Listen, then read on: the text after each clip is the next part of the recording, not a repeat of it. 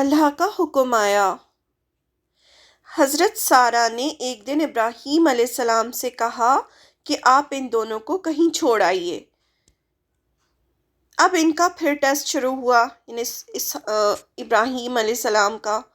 اللہ تعالیٰ نے ان کو حکم دیا کہ آپ اپنی بیوی اور دودھ پیتے بچے اسماعیل علیہ السلام کو مکہ چھوڑ آئیں۔ دیکھیں، ابراہیم علیہ السلام عراق کے ار شہر میں پیدا ہوئے، پھر وہاں سے حران گئے، حران سے فلسطین، فلسطین سے پھر ایجپٹ کا سفر کیا، ایجپٹ سے پھر فلسطین پہنچے، اور فلسطین میں اب حکم ہو رہا ہے کہ آپ مکہ جائیں۔ دیکھیں آپ یہ ڈسٹنس کتنا دور ہے۔ عراق کہاں ہے، پھر عراق سے فلسطین، فلسطین جو ہے یہ جو بھی اسرائیل، سیریا یہ سب لکھا ہوا آ رہا ہے، اسرائیل جو خاص کر لکھا آ رہا ہے یہ پورا فلسطین تھا۔ پھر یہاں سے ایجپٹ گئے، ایجپٹ سے دوبارہ فلسطین، اور اب حکم ہو رہا ہے کہ مکہ شہر میں بیوی اور بچے دونوں کو چھوڑ آئیں۔ حضرت ہاجرہ اور اسماعیل علیہ السلام کو مکہ میں چھوڑا۔ یہ بنا کچھ بتائے اپنی بیوی حضرت ہاجرہ اور اسماعیل علیہ السلام کو مکہ لے کر آئے۔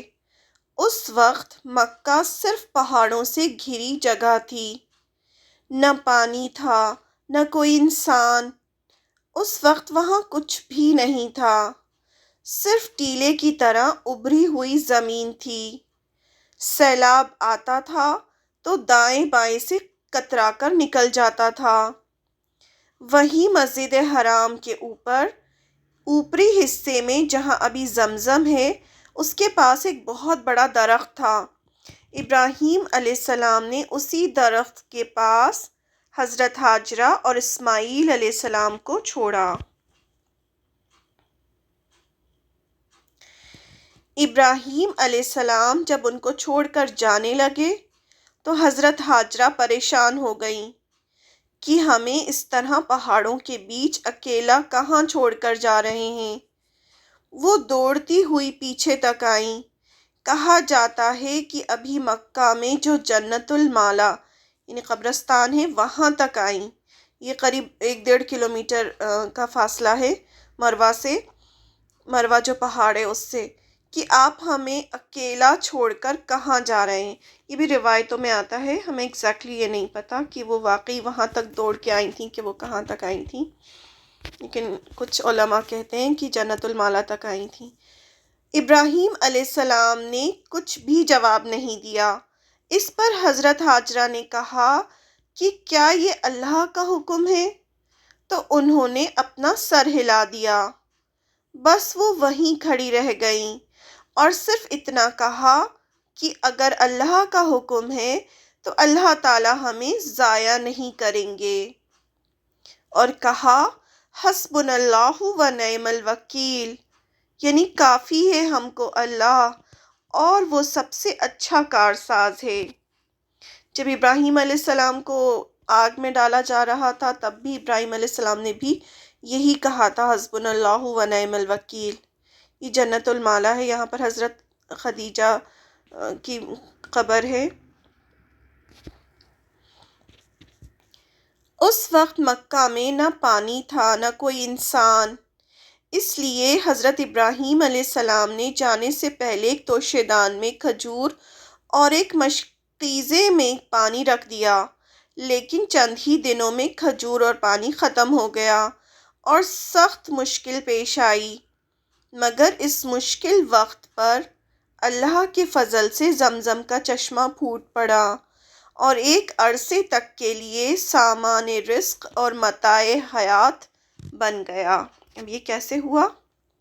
یہ امیجن کر سکتے ہیں ہم کہ یہ پہاڑ تھے، اس طرح سے پیڑ اور ٹیلا بنا ہوا، اور یہاں پر حضرت ہاجرہ کو اور اسماعیل علیہ السلام کو ابراہیم علیہ السلام چھوڑ کر گئے تھے۔ پانی کی تلاش۔ اپنے دودھ پیتے بچے کے ساتھ وہ پیڑ کے نیچے بیٹھ گئیں۔ حضرت ہاجرہ اپنے بچے کے ساتھ پیڑ کے نیچے بیٹھ گئیں۔ گرمی تھی، ہر طرف صرف پہاڑ ہی پہاڑ۔ تھوڑے وقت میں پانی ختم ہو گیا۔ اب ننھے اسماعیل علیہ السلام دھوپ سے پانی کے لیے تڑپنے لگے۔ اس پر انہوں نے اپنے بچے کو وہیں لٹایا کہ دیکھیں یہ صحیح ہوتی ہے صفا اور مروہ کے بیچ میں۔ صفا سے مروہ، جہاں وہ بیٹھی تھیں اس کے سامنے دو پہاڑ تھے، ایک صفا اور ایک مروہ۔ دونوں پہاڑ کے بیچ کا ڈسٹنس جو تھا 0.5 کلومیٹر کے قریب تھا۔ اب جب بہت تیز پیاس لگی اور بچہ تڑپنے لگا تو وہ وہاں سے دوڑ کر پہلے صفا پہاڑ پر چڑھیں۔ صفا سے مروہ جو دو پہاڑ ہیں ان کے بیچ میں اپنے بچے کے لیے پانی کو ڈھونڈنے لگیں۔ کبھی اس پہاڑ پر چڑھتیں کہ کہیں پانی نظر آ جائے یا کوئی قافلہ جاتا ہوا دکھ جائے تو اس سے پانی لے لیں۔ کبھی دوسرے پہاڑ پر چڑھتیں اور ساتھ ہی اپنے بچے کو دیکھتی جاتیں۔ سب سے پہلے وہ صفا پہاڑ پر چڑھیں، وہاں سے دیکھا انہیں کوئی نظر نہیں آیا، پھر دوڑتی ہوئی گئیں تو سامنے مروہ پہاڑ تھا 0.5 کلومیٹر دور، وہاں اس کے اوپر چڑھیں، وہاں سے دیکھا وہاں بھی کوئی نظر نہیں آیا، پھر صفا پر آئیں، پھر یہاں سے دیکھا، پھر مروہ پہ گئیں۔ ایسے صفا مروہ کرتے ہوئے انہوں نے 7 چکر لگائے۔ یہ بھی اوریجنل پہاڑ کا حصہ جو ہے بچا ہوا ہے۔ اس طرف صفا ہے اور اس طرف مروہ ہے۔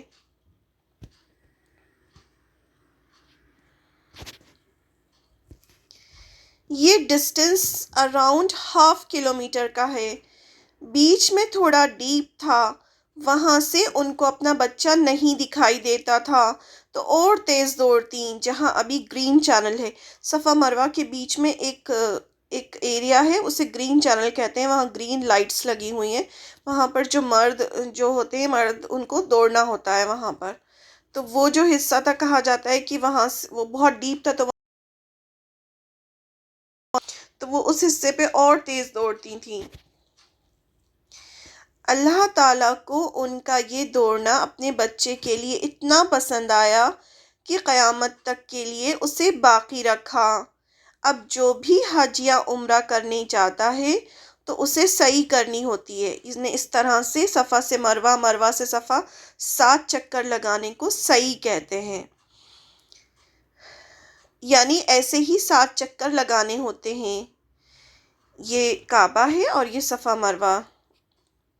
ادھر اسماعیل علیہ السلام پیاس اور گرمی کی شدت سے ننھے پیر زمین پر مار رہے تھے۔ اللہ تعالیٰ نے جبرائیل علیہ السلام کو بھیجا، انہوں نے اسماعیل علیہ السلام کی ایڑی یہاں جہاں ہیل کی جگہ وہاں اپنا پر مارا تو وہاں سے زمزم کا چشمہ پھوٹا، یعنی پانی کا اسپرنگ نکلا اور پانی بہنا شروع ہو گیا۔ اتنا پانی نکلا کہ حضرت ہاجرہ پریشان ہو گئیں اور انہوں نے کہا زمزم، یعنی رک جا رک جا، تب جا کر وہ پانی تھما۔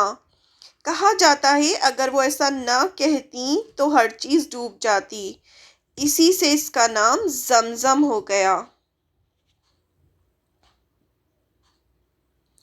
یہ زمزم کا اوریجنل کنواں ہے جو انڈر گراؤنڈ ہے۔ یہ اس طرح سے زمزم پانی بھر کے رکھا جاتا ہے اور اس پانی میں بہت شفا ہوتی ہے، یعنی جس بھی نیت سے ہم اس پانی کو پیتے ہیں تو اللہ تعالیٰ وہ پورا کرتے ہیں۔ اگر کوئی بیمار ہے تو اس کے لیے شفا ہوتی ہے، اور سب سے خاص بات اس کی یہ ہے کہ پیور واٹر ہے، یعنی اس کے بہت سارے ٹیسٹ ہوئے ہیں اور ہر ٹیسٹ میں یہ پروف ہوا ہے کہ یہ جو ہے بہت ہی پیور واٹر ہے، یعنی اس کو کسی بھی ٹریٹمنٹ کی ضرورت نہیں ہے، اس کو ہم ایسے ہی کنزیوم کر سکتے ہیں، اور یہ بہت ہی اچھا پانی ہے اور بہت فائدہ مند ہے۔ یہ زمزم کا کنواں ہے اور یہ دیکھیے کعبہ سے اتنی دور ہے۔ یہ پہلے صحن میں سیڑھیاں تھیں تو نیچے جایا جا سکتا تھا، پھر انہوں نے طواف کرنے میں مشکل ہوتی تھی تو پھر اس کو بند کر دیا۔ اب یہ انڈر گراؤنڈ راستہ ہے اس تک جانے کا۔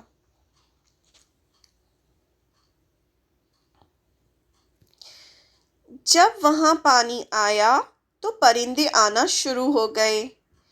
ایک قبیلہ تھا یمن کا، بنو جرہم، وہ وہاں سے گزر رہا تھا۔ جب ان لوگوں نے پرندوں کو دیکھا تو انہیں لگا کہ ضرور یہاں آس پاس پانی ہے، لیکن وہ جانتے تھے کہ پہلے پانی نہ تھا۔ وہ تو وہاں سے ٹریڈ روٹ تھا ان کا، تو وہ جاتے آتے رہتے تھے۔ پہلے تو پانی نہیں تھا، لیکن جب انہوں نے پرندوں کو دیکھا تو انہیں لگا کہ ضرور یہاں پر پانی نکلا ہے کہیں پر۔